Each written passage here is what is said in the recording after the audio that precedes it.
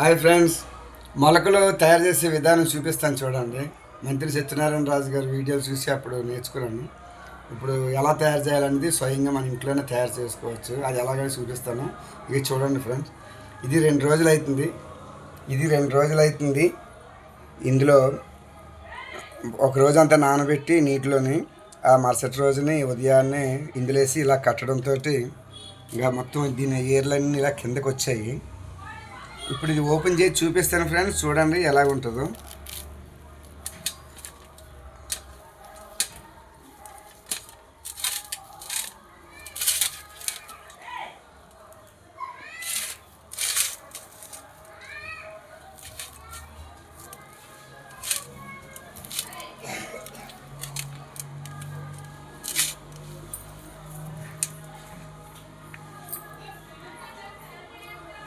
ఇలా పొడవుగా రావాలి, అప్పుడు ప్రోటీన్స్ అన్నీ మనకి వస్తాయి అన్నమాట.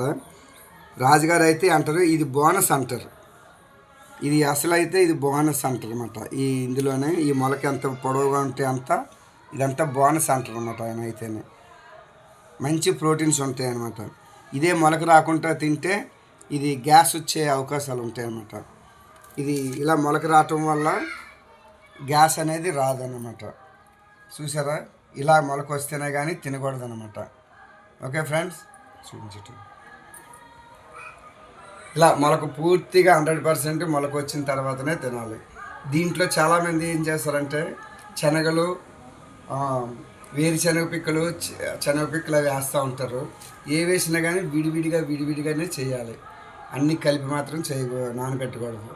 అవి కొమ్ము శనగ ఏంటంటే అది నానిన తర్వాత నల్లగా వచ్చేసి కొద్దిగా జిగురుగా ఉంటుంది.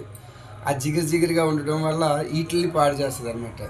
అందుకని మీరు ఎన్ని ఐటమ్స్ చేసుకున్నా కానీ విడివిడిగా నానబెట్టండి, విడివిడిగానే మొలకలు కట్టుకోండి. ఆ తర్వాత మొత్తం మిక్స్ చేసుకొని తినేటప్పుడు తినండి. ఓకేనా ఫ్రెండ్స్?